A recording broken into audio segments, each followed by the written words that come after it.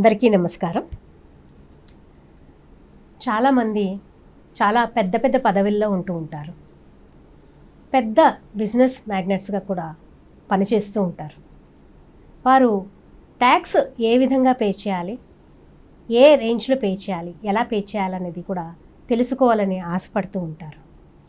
ఈరోజు ఇదం బ్రాహ్మం స్టూడియోకి శ్రీ ఎంవిఎల్ నరసింహారావు గారు విచ్చేశారు. వారు ట్యాక్స్ అడ్వకేట్ కాక ట్యాక్స్ అడ్వైజర్ కూడా. వారిని మనం ఈరోజు ఆహ్వానించుకుని స్వాగతించుకుని అన్ని వివరాలను ట్యాక్స్ గురించి తెలుసుకుందాం. నమస్కారం అండి. నమస్కారం. స్వాగతం అండి ఇదం బ్రాహ్మం స్టూడియోకి. మీ గురించి వివరించండి. మీ చదువు, మీరు మీ ప్రొఫెషన్, వాటి గురించి వివరించండి. ఫస్ట్ థ్యాంక్స్ టు ఇదం బ్రహ్మం ఈరోజు ఈ అవకాశం ఇచ్చినందుకు.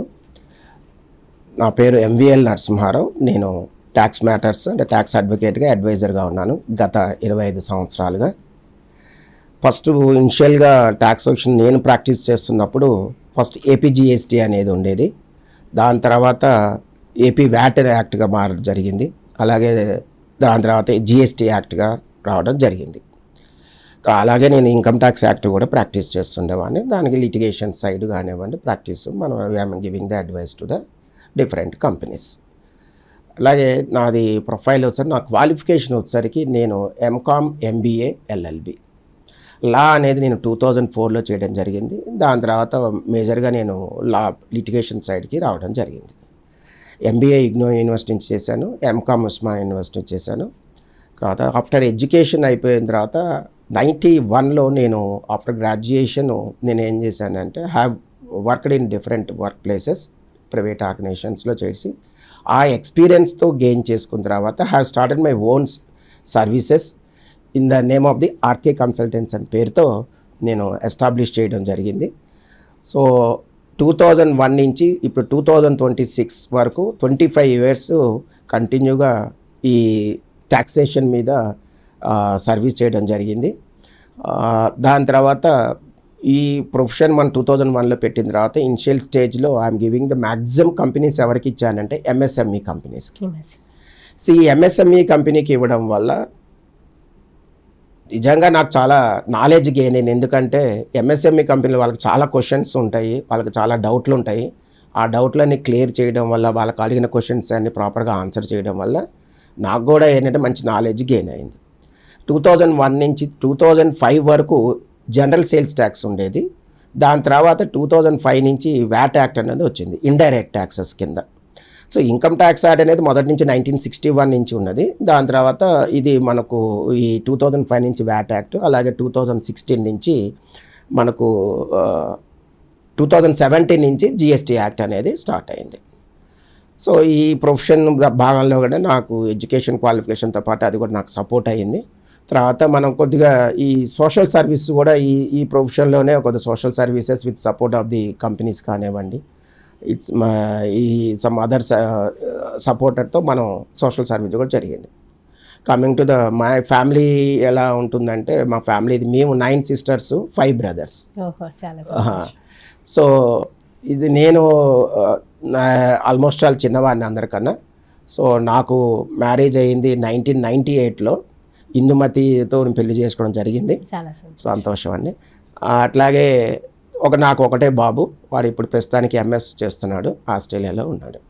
సో నా ఫ్యామిలీ బ్యాక్గ్రౌండ్ అది. సో భగవంతుని దయ వల్ల అంతా కూడా మేము సెటిల్ అయి ఉన్నాము. సో ఈరోజు 26లో కూడా I'm giving the practice to all the good companies. మంచి కంపెనీలోకే నేను సర్వీస్ చేస్తున్నాను.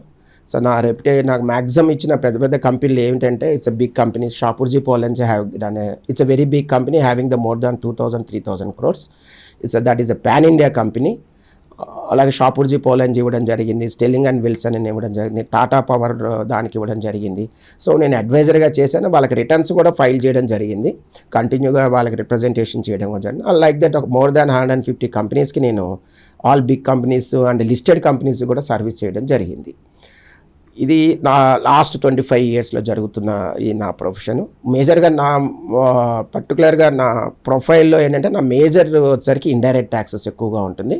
ఇండైరెక్ట్ ట్యాక్స్లో ఇప్పుడు ప్రెజెంట్ ఎగ్జిస్టింగ్ ఎలా ఉందంటే జిఎస్టీ మీద అందరికి కూడా చాలా డౌట్లు ఉంటూ ఉంటాయి. అది గూడ్స్ అండ్ సర్వీస్ ట్యాక్స్ అనేది ఇప్పుడు ప్రెజెంట్ మేజర్ రెవెన్యూ వచ్చేసరికి సెంట్రల్ గవర్నమెంట్ కానివ్వండి, స్టేట్ గవర్నమెంట్ కానివ్వండి, major revenue it comes from the goods and service tax revenue. దాని ట్యాక్స్ కలెక్షన్స్ మీద ఎక్కువ వస్తుంది. అదర్ దాన్ దట్ మనకు ఇన్కమ్ ట్యాక్స్ నుంచి కూడా రెవెన్యూ వస్తుంది. సో అదర్ సైడ్ ఏంటంటే ఇంకా వేరే రెవెన్యూ, స్మాల్ రెవెన్యూ వస్తాయి. Major revenue it comes to the government, it central or state. అంటే మ్యాక్సిమం వచ్చేసరికి 90% of the income it's coming from the taxation only. ఇది బేసికలీ ఇట్స్ ట్యాక్సేషన్ పార్ట్ ఇదండి. చాలామందికి tax ఎప్పుడు కట్టాలి, ఎలా కట్టాలి, చాలా చాలా డౌట్స్ ఉంటాయండి. అసలు ట్యాక్స్ ఎందుకు కట్టాలి, ఎలా కట్టాలి? ఇప్పుడు మేజర్గా ట్యాక్స్ పార్ట్ అనేది ఏంటంటే మేజర్గా గవర్నమెంట్కి, సెంట్రల్ గవర్నమెంట్ కానివ్వండి, స్టేట్ గవర్నమెంట్ కానివ్వండి, వాళ్ళకి కావాల్సింది ఏంటంటే రెవెన్యూ. ఇప్పుడు ఒక బిజినెస్ మ్యాన్ ఒకవేళ వాడికి బిజినెస్ చేస్తున్నాడు అంటే కనుక వాడికి కావాల్సింది వాడేంటి, ప్రాఫిట్. ఆ ప్రాఫిట్ వస్తేనే అతను బిజినెస్ చేయగలరు. ప్రాఫిట్ లేకుండా లాస్లో కంటిన్యూగా చేయలేడు. ఈక్వలెంట్ ఇప్పుడు ఈ గవర్నమెంట్ రన్ చేయాలన్నా కూడా ఏదో సెంట్రల్ గవర్నమెంట్ కానీ స్టేట్ గవర్నమెంట్ కానీ రన్ చేయాలంటే వాళ్ళకి రెవెన్యూ కావాలి. ఆ రెవెన్యూ ఎలా వస్తుంది, పబ్లిక్ నుంచి వస్తుంది.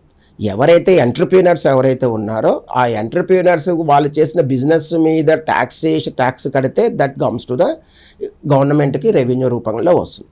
ఆ రెవెన్యూ వచ్చిన రూపంలోనే ఈ పబ్లిక్ సర్వీసెస్ చేయడానికి గవర్నమెంట్కి ఈ ట్యాక్స్ రూపాయన ఆడబడుతుంది.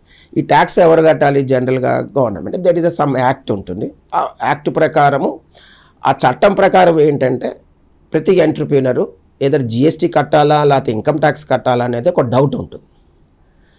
దీనిలో ఇప్పుడు సపోజ్ ఫర్ ఎగ్జాంపుల్ మనం తీసుకున్నాము, జిఎస్టీ అనేది ఒక ఇండైరెక్ట్ ట్యాక్సెస్. ఒక ఏదైనా సర్వీస్ కానివ్వండి లేకపోతే ఒక బిజినెస్ చేయనివ్వండి, ఎవరైతే ఆ బిజినెస్ చేసేటప్పుడు దానికి కూడా జిఎస్టీ కట్టాలి, ఇమీడియట్గా జిఎస్టీ కట్టాలా, ట్యాక్స్ కట్టాలా అనేది అది ఏమీ లేదు.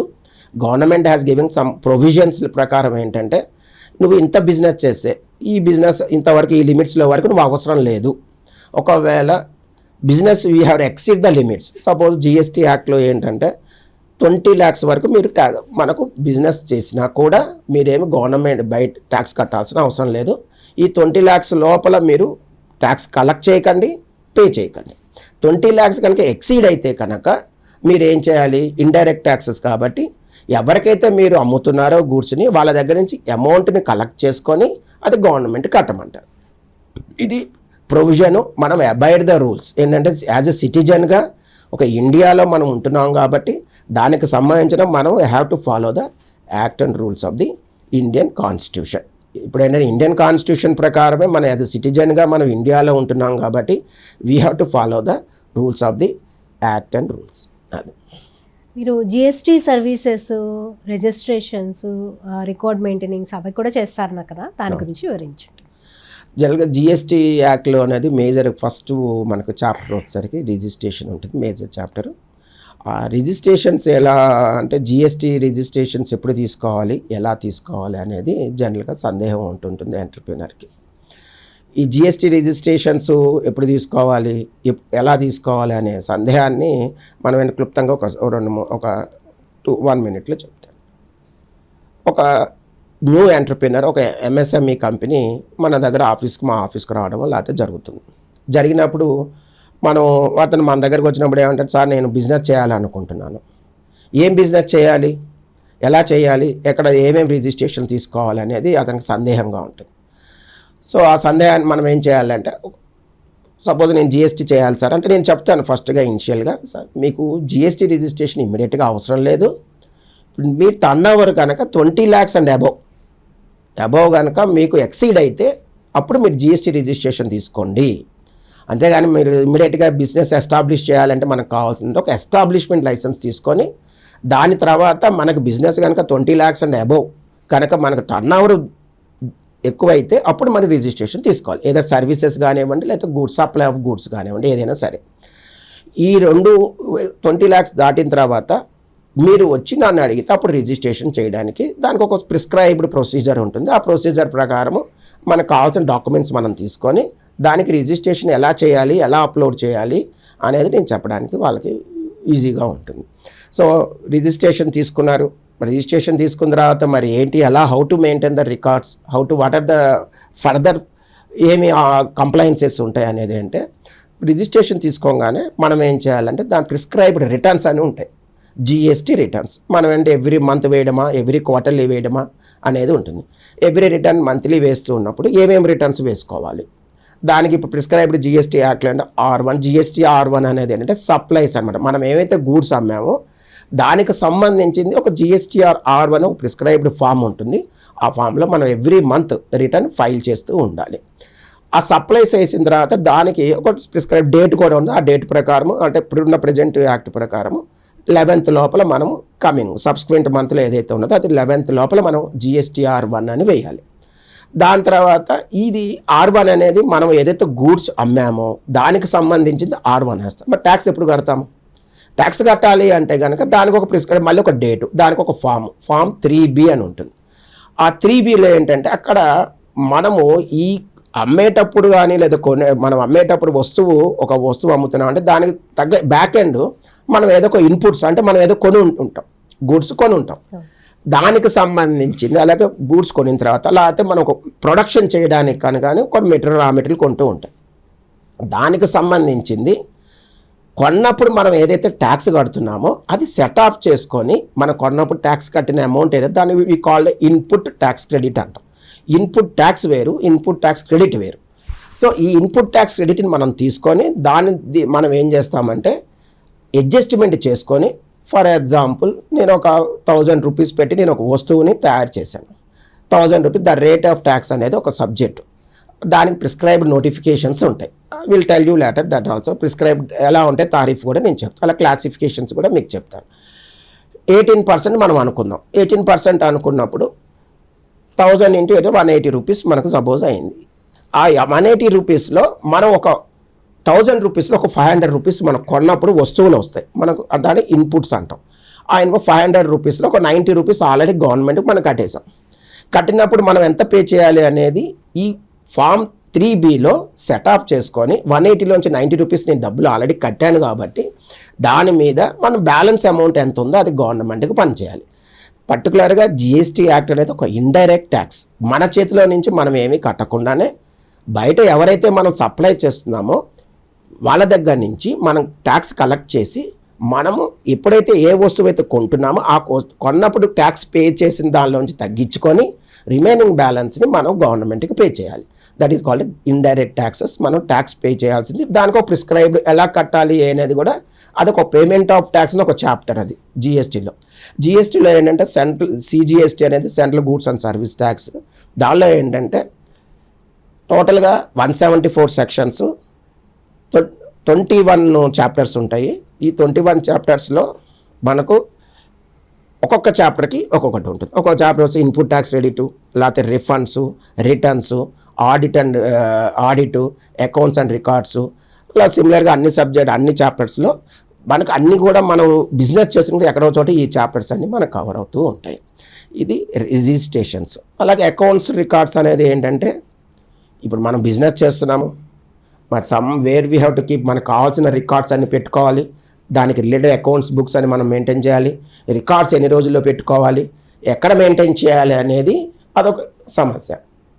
దానికి ఏంటంటే రిజిస్ట్రేషన్ అయిపోయింది, మనం బిజినెస్ చేస్తున్నాము, మరి ఎన్ని మంత్స్ ఈ రికార్డ్స్ పెట్టుకోవాలి. సిజిఎస్టీ యాక్ట్ ప్రకారము 72 మంత్స్ అంటే మన రికార్డ్స్ ప్రకారం 6 years మన దగ్గర రికార్డ్ మెయింటైన్ చేసుకోవాలి. అది అప్పుడు from the due date of the annual return file చేసిన డేట్ నుంచి 72 మంత్స్కి మనం రికార్డ్స్ మన దగ్గర హోల్డ్ చేసి పెట్టుకోవాలి.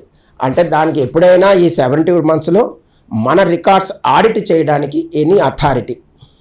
సో ఈ సిజిఎస్టీ యాక్ట్కి ఒక అథారిటీ ఉంటారు.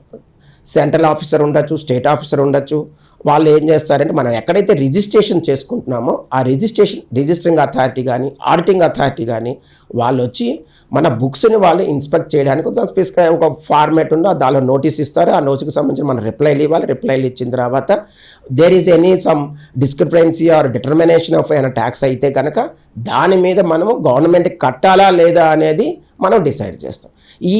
ఇవన్నీ చేయడానికి గాను ఒక అకౌంట్స్ అనేది మనం మెయింటైన్ చేస్తాం. దానికి ఒక మళ్ళీ ఫార్మ్స్, దానికి ఏమేమి రికార్డ్స్ మెయింటైన్ చేయాలి, దానికి సంబంధించినవి మనం కొన్న వస్తువులు ఏమేమి రికార్డ్, మనం అయితే ఇన్పుట్స్ కానివ్వండి, లేకపోతే అవుట్పుట్ ట్యాక్స్ కానివ్వండి, ఇన్పుట్ ట్యాక్స్ కానివ్వండి, అట్లాగే దానికి సంబంధించిన సేల్స్ రిజిస్టర్ అంటే సప్లైస్ రిజిస్టర్ కానివ్వండి, అలాగే మనం రిసిపియంట్ మన ఇన్వర్స్ రిజిస్టర్ కానివ్వండి, అలాగే మన స్టాక్ రిజిస్టర్ కానివ్వండి, అలాగే మనం లెడ్జర్స్ కానివ్వండి, సండీ డేటాస్ సండీ క్రెడిటర్స్ కానివ్వండి, ఇవన్నీ అకౌంట్స్ రికార్డ్స్ అనేది మనము ఒక 72 months మనం హోల్డ్లో పెట్టుకోవాలి. దాన్ని స్టోర్ చేసి పెట్టుకోవాలి. ఎప్పుడైనా దానికి ఒకటి మళ్ళీ డిజైన్ చేయడం ఏంటంటే ఏదో ఎలక్ట్రానిక్లో పెట్టుకోవచ్చు, లేకపోతే మాన్యువల్ బుక్స్ అయినా పెట్టుకోవచ్చు మనం. సో ఈ విధంగా మనం పుస్తకాలు పెట్టుకోవాలి. Any time any authority it comes to us for visiting my premises, then you have to abide. మనకు వాళ్ళు ఏంటంటే వాళ్ళని మనం ఎదిరించడానికి లేదు.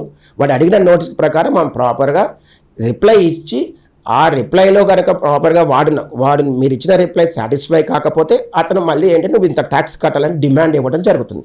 ఆ డిమాండ్ మీరు యాక్సెప్ట్ చేస్తే ట్యాక్స్ కట్టడమా లేదా, లేకపోతే మనం ఫర్దర్గా దాని మీద వేరే యాక్షన్ అప్పీల్కి వెళ్ళడమా అనేది మనం డెసిషన్ తీసుకుంటారు ట్యాక్స్ పేయరు. వీటన్నిటికీ ఏంటంటే ఈ ప్రొఫెషన్కి చేయడానికి వాళ్ళకి ఏమైనా ప్రాబ్లం ఉంటే చాలామంది ఈ ఎంటర్ప్రీనర్స్ నా దగ్గరకు వస్తూ ఉంటారు. వీళ్ళకి ప్రాపర్గా నేను ఎక్స్ప్లెయిన్ చేసి లైబిలిటీ కట్టాలా లేదా అనేది నేను చెప్తాను. దాన్ని బట్టి వాళ్ళు డెసిషన్ తీసుకోవడమా, మనం పేమెంట్ చేయడమా లేదా, లేకపోతే ట్యాక్స్ మనం దాని మీద అప్పీల్కి వెళ్ళడం అనేది నేను డిసైడ్ చేస్తాను.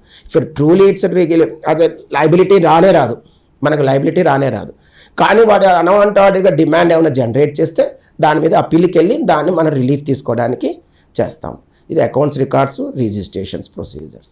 ఇప్పుడు ట్యాక్స్ కట్టకుండా డ్యూ డేట్ దాటిపోయిన వాళ్ళకి ఎలాగా వాళ్ళు మళ్ళీ ట్యాక్స్ కట్టగలుగుతారు? అది అవకాశం అనేది ఉంటుందా?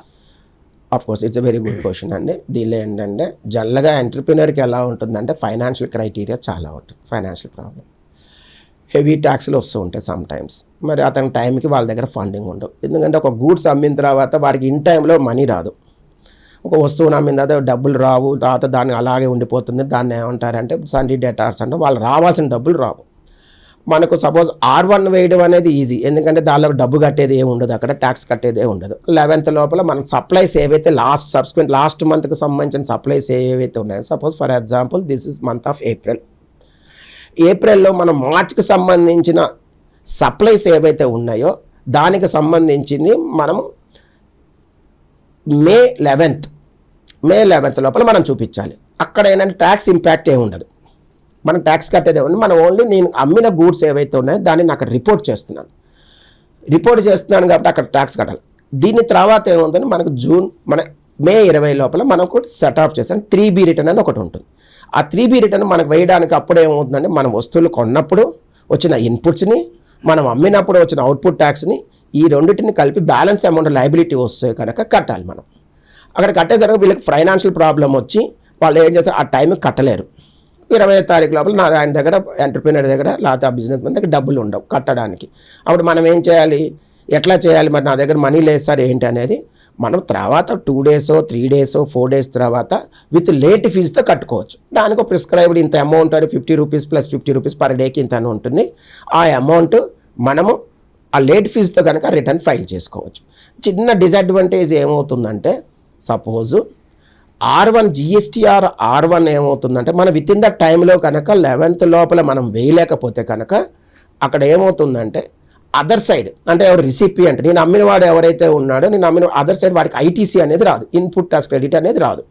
దానివల్ల ఏమవుతుంది, వాడు ITC తీసుకోలేడు కాబట్టి వాడు డెఫినెట్గా మనం క్వశ్చన్ చేస్తాడు, నువ్వు 11th లోపల R1 వేయలేదు, దానివల్ల నువ్వు రిటర్న్ ఫైల్ చేయలేదు, రిటర్న్ ఫైల్ నాకు ITC పోతుంది, నువ్వు ఇమీడియట్గా ఫైల్ చేయని వాడు కొద్దిగా మనకు రిమైండర్స్ పంపిస్తూ ఉంటాడు. కాకపోతే దానివల్ల ఏమవుతుందంటే అదర్వైజ్ నెక్స్ట్ టైం ఏంటంటే నేను ఆ రిసిపియంట్కి ఫర్దర్గా నేను గూడ్స్ అమ్ముకోలేను, ఎందుకంటే నేను డిఫాల్టర్.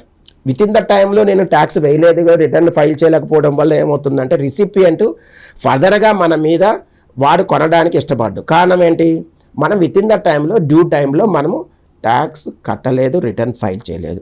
మనకు కరెక్ట్గా బిజినెస్ చేయాలి అనుకున్నప్పుడు ఏం చేయాలంటే ప్రాపర్గా చేయాలి అనుకున్నప్పుడు విత్ ఇన్ ద డ్యూ డేట్లో విత్ ఇన్ ద టైం ఫ్రేమ్లో మనం కనుక రిటర్న్స్ ఫైల్ చేస్తే other side recipient also will continue he buy from us. మన దగ్గర నుంచి వాళ్ళు గూడ్స్ కొనడానికి ఆస్కారం ఉంటుంది. లేట్ ఫీజు అనేది మనకు ఒక టైం అది ఉంటుంది. అది జనరల్గా ఏంటంటే 10 days మనం ఎంత లేట్గా అయినా వేసుకుని లేట్ ఫీజు పర్ డే ఇంత ఛార్జ్ చేస్తారు. అలాగే నీల్ రిటర్న్ పోయినకపోయినా దానికి ఇంత ఛార్జ్ చేస్తారు. దానికి సంబంధించిన లేట్ ఫీజు కట్టుకొని రిటర్న్స్ ఫైల్ చేసుకోవచ్చు. దానివల్ల ఏమి నష్టం లేదు. కాకపోతే మనకు బిజినెస్ అనేది ఇప్పుడు ఇన్కమ్ ట్యాక్స్లో లేకపోతే మనం ఏదైనా లోన్స్ తీసుకోవాలో ఎలా అయితే సిబిల్ స్కోర్ మనకి ఎలా అయితే డిఫాల్ట్ అయినప్పుడు ఎలాగ ఉంటుందో అలాగే మార్కెట్లో కూడా ఏంటంటే విత్ ఇన్ ద టైం లోపల మీరు కనుక రిటర్న్స్ ఫైల్ చేయకపోతే కనుక ఒక డిఫాల్ట్ అనే ఉంటుంది. మనకు ఫర్దర్ ప్రొక్యూర్మెంట్స్ తీసుకోవడానికి రారు. ఎందుకంటే నవేడేస్ మౌత్ వర్డ్ ఈరోజు అందరికీ బలానా XYZ పర్సన్ దగ్గర వాడు he has filing returns very properly, వాడు ట్యాక్స్ కూడా ప్రాపర్గా కడతారు, సప్లై చేసేటప్పుడు గూడ్స్ కూడా ప్రాపర్గా సప్లై చేస్తారు, విత్ ఇన్ టైం ఉంటుంది. ఒక షెడ్యూల్ ఒక పద్ధతిగా వాళ్ళు అని సిస్టమేటిక్గా డిసిప్లిన్గా చేస్తారు. కాబట్టి అతని దగ్గర కొన్నా కూడా మంచి మనకు ప్రాపర్గా ఉంటుంది అనే ఉద్దేశంతో చెప్పడానికి బయట మార్కెట్ కూడా బాగుంటుంది, ప్రమోషన్ కూడా బాగా జరుగుతుంది. మనం డిఫాల్ట్ అవుతున్న కొద్దీ మన దగ్గర మార్కెట్ డౌన్ అవుతూ ఉంటుంది. సో ఓవరాల్గానే లేట్ ఫీజు అనేది ఉంటే ఆ లేట్ ఫీజు ప్రకారం మనం ట్యాక్స్ కట్టుకొని వేయచ్చు, రిటర్న్ ఫైల్ చేయొచ్చు. ఇది ఒకవేళ డిలే అయితే కనుక రిటర్న్స్. మీ సర్వీసెస్ అన్ని సర్వీసెస్ గురించి వివరించండి సార్. జనరల్గా నేను సిన్స్ ఇన్సెప్షన్ 2001లో నేను ప్రాక్టీస్ పెట్టినప్పుడు ఓన్లీ 1 yearకి 1 కంపెనీనే ఉంది సంవత్సరం మొత్తం కూడా. దేర్ ఆఫ్టర్ ఏమైందంటే slowly have increased my companies. First initial స్టేజ్లో జనరల్ సేల్స్ ట్యాక్స్, అలాగే నేను I'm giving the project reports to the MSME ఇండస్ట్రీస్కి. అట్లాగే ప్రాజెక్ట్ రిపోర్ట్ తయారు చేసేవాడిని, GST జనరల్ సేల్స్ ట్యాక్స్ సంబంధించిన రిటర్న్స్ ఫైల్ చేసేవాడిని. దాని తర్వాత 2004లో have completed my law degree. చేసిన తర్వాత have started my own practice in litigation. Meanwhile అది కూడా నేను గ్రౌండ్ మనకు ఈ రొటీన్ రిటర్న్స్ పని కూడా ఉంది కాబట్టి ఆ రిటర్న్స్ ఫైలింగ్ కూడా ఉండేది 2004. అలాగే లిటిగేషన్ సైడ్ కూడా ఉండేది. బేసికల్లీ నేను మ్యాక్సిమం నా సర్వీస్ వచ్చేసరికి ఇన్కమ్ ట్యాక్స్ అండ్ మామూలుగా ఈ ఇండైరెక్ట్ ట్యాక్సెస్. అంటే డైరెక్ట్ ఇన్కమ్ ట్యాక్స్ ఏమో డైరెక్ట్ ట్యాక్స్ అంటారు, ఇండైరెక్ట్ ట్యాక్స్ ఏమో జనరల్గా ఈ GST, వీటిని సెంట్రల్ ఎక్సైజ్, కస్టమ్స్, ఇవన్నీ ఇండైరెక్ట్ ట్యాక్స్. స్టార్టింగ్లో నేను ఇప్పుడు బిఫోర్ GST ఉన్నప్పుడు ఏంటంటే మనం సర్వీస్ ట్యాక్స్ కూడా రిటర్న్స్ ఫైల్ చేసేవాళ్ళము, అలాగే సెంట్రల్ ఎక్సైజ్ రిటర్న్స్ ఫైల్ చేసేవాళ్ళము, అలాగే VAT రిటర్న్స్ కూడా మనం ఫైల్ చేస్తాం. ఇప్పుడు ఏంటంటే ఇప్పుడు నవే డేస్ ఇట్స్ 2017 జూలై నుంచి ఆన్వర్డ్స్ ఇది సెంట్రల్ యాక్ట్ అనమాట. CGST యాక్ట్ అనేది ఒక సెంట్రల్ యాక్ట్. ఇంతకుముందు ఏంటంటే కస్టమ్స్ అండ్ సెంట్రల్ ఎక్సైజ్ వచ్చేసరికి ఇదేమో సెంట్రల్ యాక్ట్, VAT అనేదేమో స్టేట్ యాక్ట్ ఉండేది. సో ఇప్పుడు మనం అంటే స్టేట్లో సంబంధించిన స్టేట్కి రిలేటెడ్గా VAT యాక్ట్ ఉన్నప్పుడు దానికి సంబంధించిన రిటర్న్స్ మనం ఫైల్ చేస్తూ ఉండేవాళ్ళము. అలాగే మ్యాక్సిమం మనం కూడా బుక్స్ రైటింగ్ కూడా బాగా ఉండేది. Accounts books, commercial accounting books కూడా ఉండేది. ఆ రోజుల్లో కమర్షియల్ అకౌంటింగ్ బుక్స్ చేయడం అనేది చాలా MSME ఇండస్ట్రీస్ కానివ్వండి, లేకపోతే బిగ్ ఇండస్ట్రీస్ కూడా నేను up to maximum 50 to 100 crores ఉన్న టర్న్ అవుట్స్ కూడా I have prepared the books of accounts. చాలా చేసి అది 100 crores. అలాగే I have a good companies in before CGST సినార్ before అని అంటే దానికి ఎక్స్ట్వైల్ లాస్లో VAT యాక్ట్ ఉన్నప్పుడు ఎక్కువగా రిటర్న్స్ ఉన్నాయి. అలాగే have done big companies like last time ఇప్పుడు ఇందాక చెప్పినట్టుగా నాకు Shapoorji Pallonji, like that Sterling and Wilson, Reliance, Tata, అలాగా like that more than it's 150కి నేను రిటర్న్స్ ఫైల్ చేసేవాడిని. వాళ్ళకి అడ్వైజర్ కూడా ఉన్నాను. It's a big companies, all over India company, pan India కంపెనీస్కి. అలాగే లోకల్లో మనకి ఏంటంటే తెలంగాణ ఏరియాలో almost I covered total in districts of the Telangana. I'm giving filing the returns to the VAT returns చేసేవాడిని. ఇప్పుడు స్టిల్ నౌ ఈ రోజు కూడా it's having a good companies giving the service to the big companies. CGSTలో అడ్వైజర్గా ఉన్నాను, అలాగే returns కూడా ఫైల్ చేస్తూ ఉంటాము. ఇండైరెక్ట్ ట్యాక్స్ ప్రకారం అన్నీ కూడా ఏదైతే దానికి సంబంధించిన ప్రొఫెషన్ ట్యాక్స్ రిటర్న్స్ ఒక్కోసారి అడ్వైజర్గా చేస్తాను. అలాగే మనకు ఇంతకుముందు ఎలా ఉండేది, CGST రాకముందు హ్యావ్ నెంబర్ ఆఫ్ ట్యాక్సెస్ ఉండేవి. ఎంటర్టైన్మెంట్ ట్యాక్స్ అని, లేకపోతే పర్చేస్ ట్యాక్స్ అనేది, సర్వీస్ ట్యాక్స్ అని, లేకపోతే సెంట్రల్ ఎక్సైజ్ అని, ఇట్లాగా చాలా ట్యాక్స్లు ఉండేవి. ఈ CGST వచ్చిన తర్వాత అంతా సమ్ అయిపోయి టోటల్గా it coming to central excise CGST act అని పెట్టారు, GST యాక్ట్ అని పెట్టారు. సో ఇప్పుడు ఈరోజు మనం రిటర్న్స్ ఫైల్ చేయాలంటే బుక్స్ మనకు లిటిగేషన్ సైడ్ ఎక్కువగా ఉన్నాం కాబట్టి మ్యాక్సిమం ఏం చేస్తున్నానంటే లిటిగేషన్ సైడ్ ఆ లిటిగేషన్ ఎలా వస్తుంది, that is very important. Litigation ఎలా వస్తుందంటే ఒక ఎంటర్ప్రీనర్ కానీ ఒక బిజినెస్ మ్యాన్ కానీ హ్యావ్ డన్ సమ్ మిస్టేక్, ఫ్రాడో లేకపోతే ట్యాక్స్ కట్టకపోవడం ఏదో జరుగుతుంది. జరిగినప్పుడు ఏంటంటే దాని మీద ఒక డిమాండ్ అనేది జనరేట్ అవుతుంది. ఎవరు డిమాండ్ జనరేట్ చేస్తారు? ప్రాపర్ ట్యాక్స్ ఆఫీసర్ ఎవరైతే ఉన్నారో, ప్రాపర్ ఆఫీసర్ ఎవరైతే ఉన్నారో, దీనికి సంబంధించిన వాళ్ళు నువ్వు డబ్బు కట్టలేదు, ట్యాక్స్ కట్టలేదు అన్నప్పుడు ఇమ్మీడియట్గా వాళ్ళు ఒక డిమాండ్ జనరేట్ చేస్తారు. ఆ డిమాండ్ జనరేట్ చేసినప్పుడు తప్ప కరెక్టా కాదా అనేది, that is right are not అనేది నేను ఐడెంటిఫై చేస్తాను. అతను ఒక ఎంటర్ప్రినర్ నా దగ్గర ఆఫీస్కి వచ్చినప్పుడు ఒక డిమాండ్, దానికి ఒక నోటీస్ ఉంటుంది. దానిలో అయినా DRC 01, DRC 07 అని ఇలా ఉంటాయి. DRC 07 రాగానే నా దగ్గరకు వచ్చినప్పుడు నేను అది ఐడెంటిఫై చేస్తాను. ఐడెంటిఫై చేసి ఇది డబ్బులు కట్టాలా లేదా, ట్యాక్స్ పే చేయాలా లేదా నేను ఐడెంటిఫై చేసి, రియల్గా అక్కడ ట్యాక్స్ కట్టాలంటే just I giving the advice to pay the amount and take a peace of mind అన్నట్టు చెప్తాము. అలాగే లేదు ఇది లిటిగేషన్, వాళ్ళు they have done a mistake, వాళ్ళు తప్పు చేశారు, మీ దగ్గర అన్ని ప్రాపర్ రికార్డ్స్ అన్నీ ఉన్నాయి కాబట్టి you are eligibility for this అని చెప్పి ఆ ట్యాక్స్ లయబిలిటీ ఏదైతే వచ్చిన డిమాండ్ని మనం దానికి లిటిగేషన్ అంటే వీ గో ఫర్ అపీల్స్ అన్న, దాని నెక్స్ట్ అపీల్లోకి వెళ్ళి మనకు కూడా ఇప్పుడు దీనిలో ఏంటంటే ఫస్ట్ అపీల్ అని, సెకండ్ అపీల్ అని, హైకోర్టు అని ఇలా ఉంటాయి. ఈ ఫస్ట్ అపీల్ ఏంటంటే మనం వెళ్ళి దానిలో ఒక ప్రాపర్గా ప్రిస్క్రైబ్డ్ ఫార్మ్స్ ప్రకారం మనం అప్లోడ్ చేసి దానికి రిలీఫ్ తెప్పించి ట్యాక్స్ పేయర్కి వాళ్ళకి ఏంటంటే ఆ డిమాండ్ కట్టకుండా మనం రిలీఫ్ ఇవ్వడం జరుగుతూ ఉంటుంది. ఇది మనకు లిటిగేషన్ సైడ్ ఎక్కువగా నాకు ఉన్నాయి కాబట్టి మ్యాక్సిమం అవే చేస్తూ ఉంటాను. దానికి సంబంధించినవి ఏమన్నా ఉన్నా, అలాగే అదర్ సైడ్ లైక్ డిమాండ్, ఇప్పుడు మనం ఫస్ట్ మన ఎడ్యుకేషన్ దగ్గరే మనం ఏం చేస్తాం, మ్యాక్సిమం కూడా అలాంటి కేసుల్లో కూడా రిప్రజెంటేషన్ చేస్తుంటాం. రిప్రజెంటేషన్ ఎడ్యుకేషన్ అంటే ఎక్కడంటే ట్యాక్స్ అథారిటీస్ వాళ్ళ దగ్గర ఏంటి already during the course of the audit జరుగుతున్నప్పుడే మనం ఏం చేస్తామంటే ప్రాపర్గా మనకు రిలేటెడ్ డాక్యుమెంట్స్ అన్ని సబ్మిషన్ చేసి వాళ్ళకి మనం ఎవరైతే ఎంటర్ప్రినర్ ఉన్నారో ఎవరైతే వాళ్ళకి ఏం చేస్తామంటే మనం మధ్యవర్తిగా ఉండి దానికి ప్రాపర్గా మనం గైడ్ చేసి వాళ్ళకి మన ఎవరైతే ఎడ్యుకేటింగ్ అథారిటీకి ప్రాపర్గా ఎక్స్ప్లెయిన్ చేసి ట్యాక్స్ డిమాండ్లు అనవసరంగా అన్వాంటెడ్గా రాకుండా మనం దాన్ని సర్వీస్ చేయడం జరుగుతూ ఉంటుంది. అలాంటి ఈ మధ్య కాలంలో రెగ్యులర్గా లాస్ట్ 5 yearsలో almost we have done more than ఒక 200 నుంచి 300 కంపెనీస్కి కూడా మనం ఈ ఎడ్యుకేషన్స్ చేయడం జరుగుతూ ఉంటుంది. మీ చాలా గ్రేట్ సార్.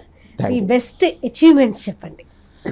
బెస్ట్ అచీవ్మెంట్ వచ్చేసరికి ఐ హ్యావ్ డన్ 2023లో ఒక company like that, some foods company, I don't want to relieve that name, XYZ కంపెనీలో they have coming with the demand of the 3.5 crores, 3.75 crores వాళ్ళు రావడం జరిగింది నా దగ్గరికి. అలాగే 3 crores, 1 crores, 2 crores, అలాగే 50 lakhs, 60 lakhs ఇలాగ డిమాండ్స్తో చాలామంది నా దగ్గరికి వస్తూ ఉంటారు. వాళ్ళకి ఏంటంటే ప్రాపర్గా మనకంటే ఆ చట్టాల్లో ఉన్న ఏదైతే ఉన్నాయో, వీళ్ళు తప్పు చేశారు, ట్యాక్స్ ఆఫీసర్ ఇది మిస్టేక్ చేశారు, ఆ మిస్టేక్ని మనం ఇది తప్పు చేశారని రెక్టిఫై చేసి మనకు ప్రాపర్ డైరెక్షన్స్లో వాళ్ళని తీసుకెళ్ళి దానికి మనం అది హైకోర్టుకి వెళ్ళాలా, లేకపోతే ఫస్ట్ అపీల్ డిపార్ట్మెంట్లో ఫైల్ చేయాలా, లేకపోతే దాన్ని ఏం చేయాలని రెమెడీగా ఈ మధ్యకాలంలో 3.75 crores వాళ్ళకి సంబంధించి ఏం చేస్తారు, విత్ ఇన్ 1 weekలో వాళ్ళకి రిలీఫ్ ఇప్పించాం. రిలీఫ్ ఇస్తే వాళ్ళు దే ఆర్ వెరీ హ్యాపీ. ఎందుకంటే వాళ్ళు 3.57 crores కట్టాలంటే వెరీ టఫ్. ఎందుకంటే స్మాల్ ఇండస్ట్రీస్కి వాళ్ళంటే మిస్టేక్ చేశారు, దానికి ఒక ప్రొసీజర్ ఉన్న ప్రొసీజర్ ప్రకారం ట్యాక్స్ ఆఫీసర్స్ ఫాలో కాలేదు. సో దానికి మనం రెమెడీ ఇప్పించి దానికి వాళ్ళు రిలీఫ్. అలాగే మన గ్రూప్లో కూడా తెలిసిన వాళ్ళు మనకి రిఫండ్స్ కొంతమందికి ఆగిపోతూ ఉంటాయి. ఆ రిఫండ్ అయిపోయిన తెలియక వాళ్ళకి రిఫండ్ క్లెయిమ్ చేయరు. ఈ రిఫండ్ ఎప్పుడు వస్తుందో అనేది నేను అది ఒక చాప్టరు, అది మీకు నిదానంగా చెప్తాను. ఆ రిఫండ్ అమౌంట్ అలాగే బ్లాక్లో ఉండిపోతుంది, క్రెడిట్ లెడ్జర్లో ఉండిపోతూ ఉంటుంది. సో ఆ క్రెడిట్ లెడ్జర్లో నుంచి రెజ్యూమ్ తీసుకోవాలా లేదా, ఆ అమౌంట్ని మనకు వస్తుందా లేదా అనేది ఒక సమస్యగా తెలుసు, వాళ్ళ ఎంటర్ప్రినర్ తెలియదు. అలాగే మనకు తెలిసిన వాళ్ళు అలాగ వచ్చినప్పుడు మనం అడ్వైజ్ చేసి దగ్గర నాకు తెలిసినంతవరకు ఈ మధ్య కాలంలో దగ్గర ఒక అన్ని కంపెనీలు కలిపి ఒక 10 crores వరకు నేను రిఫండ్లు ఇప్పించాను లాస్ట్ 1.5-2 yearsలో. ఆ రిఫండ్ చేయడం వల్ల వాళ్ళకి ఏంటంటే వై ఇట్ ఈస్ రిఫండ్ అనేది ఒక వర్కింగ్ క్యాపిటల్ అమౌంట్ అనమాట. ఆ రిఫండ్ రావడం వల్ల వాళ్ళకి ఏంటంటే ప్రొడక్షన్ వర్కింగ్ క్యాపిటల్ ఉంటే కనుక we can do more production, so more business చేయడానికి ఆస్కారం ఉంటుంది. అది స్ట్రక్ కాకుండా వచ్చిన ఏదైతే క్రెడిట్ లెడ్జర్లో ఉన్నది, అంటే క్రెడిట్ లెడ్జర్ అంటే మళ్ళీ ఐ విల్ ఎక్స్ప్లెయిన్ టు తర్వాత, ఈ క్రెడిట్ లెడ్జర్ నుంచి వచ్చిన రిఫండ్ని మనం గవర్నమెంట్ ఇప్పించి క్లయింట్కి ఇప్పిస్తూ ఉంటాం, ట్యాక్స్ పేర్కి ఇప్పిస్తాం. ఆ ఫండ్స్ని వారు వర్కింగ్ క్యాపిటల్ కింద వాడుకుంటూ ఉంటారు. Excellent services sir. నెక్స్ట్ మీరు మీ బెస్ట్ టెస్టిమోనియల్స్ గురించి చెప్పండి. అంటే మీకు చెప్పాను టెస్టిమోనియల్స్ అనేది ఆల్రెడీ. ఇప్పుడు బెస్ట్ టెస్టిమోనియల్ వచ్చేసరికి మనకు ఇప్పుడు ఇందాక చెప్పినట్టుగా ఒక 10-15 కంపెనీలు కంటిన్యూగా నేను రిలీఫ్ ఇప్పించాను. అంటే హైకోర్టులో లిటిగేషన్స్ ఏవైతే ఉన్నాయో ఆ హైకోర్టుకు సంబంధించినవి మ్యాటర్స్ అన్నీ కూడా డైరెక్ట్గా ఇమీడియట్గా అంటే substantial of question of law ఉన్నప్పుడు డైరెక్ట్గా హైకోర్టులో చేసాము. హైకోర్టులో చేయడంలో అందరికీ కూడా ఇమీడియట్గా రిలీఫ్ వచ్చింది. అవి ఈ మధ్యకాలంలో మంచి మంచి కంపెనీలకి నేను రిలీఫ్ ఇప్పించాను. వాళ్ళకు కూడా దే ఆర్ హ్యాపీ. అంటే దానివల్ల వాళ్ళకు కూడా ఏంటంటే రిలీఫ్ రావడము, ట్యాక్స్ డిమాండ్ రాకుండా ఉండడము, అది ఇట్స్ గుడ్ కంపెనీస్. అలాగే ఈ మధ్యకాలంలో మీరు ఇందాక చెప్పినట్టుగా ఒక ఫుడ్ కంపెనీకి అది a very good testimonial for me. అలాగే కొంతమందికి నేను రిఫండ్ ఇప్పించాను విత్ ఇన్ ద టైమ్ షెడ్యూల్లో. అది కూడా వాళ్ళకి ఏంటంటే గుడ్, వాళ్ళు కూడా వెరీ రిలీఫ్ రావడం వల్ల so for me it's a good testimonial for me.